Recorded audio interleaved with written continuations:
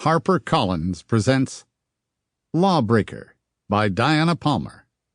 Read by Todd McLaren. To Clay and Lisa with love. Dear listener, I had more fun than you can imagine with Tony and Odalie. They spent the first book in my Everett family trilogy, The Loner, glaring at each other. But in this book, well, read it and see for yourself, LOL. When I wrote Heather's Song back in the 80s, I had only a handful of published titles.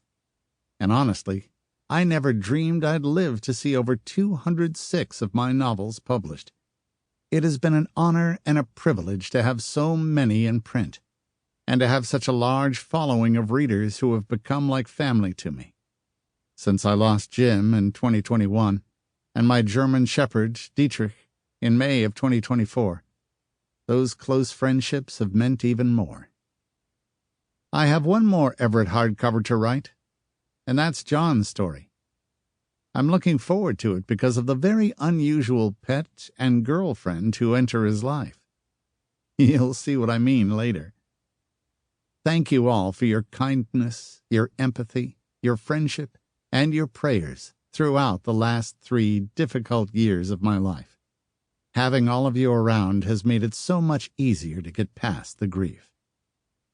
Much love, many thanks, big hugs, and best wishes from your biggest fan, Diana Palmer.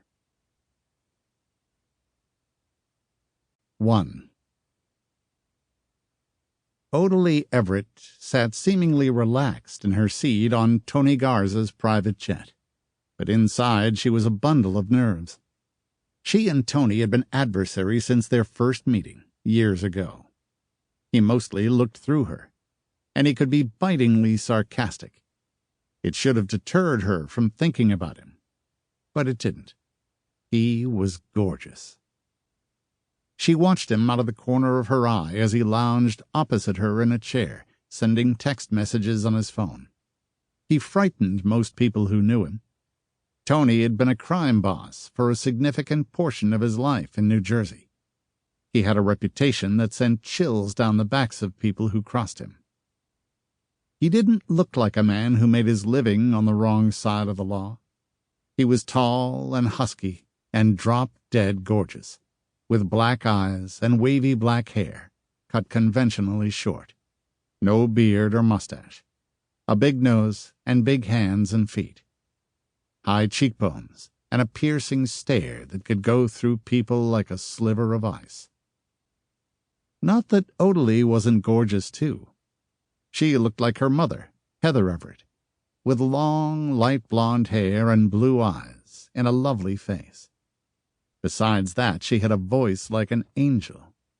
She'd studied opera for years now, been in various local artists' programs in her native Texas, been overseas to study with master coaches. Now she was living in New York, near the art gallery and museum where Tony made most of his money, studying with a famous local coach, while she girded her nerve to apply to the Metropolitan Opera. She'd never shared her stage fright with her mother, who was a former singer. Her family had sacrificed so much for Odalie already. She told herself that she could overcome it. But several therapists had been unable to help her break through the fear. And one doctor had warned her that the stress of performing daily on stage could eventually cause cardiac issues. It was the dream of her life to sing at the Met. Or it had been, before Tony stormed onto the scene when Odalie's brother, Tanner, was in danger and almost killed for something he'd witnessed overseas. Tanner's wife, Anastasia, Stasia in the family, worked for Tony. He'd discovered her phenomenal art skills, had put her through school so that she could work as an art restorer for him, and her paintings, almost lifelike, sold for a fortune in his gallery. Tony called her his adopted daughter. He'd been widowed years ago, his young wife having died of cancer, and he had no children. He looked after Stasia, pampered her and put up with her best friend, Odalie. Sample complete. Ready to continue?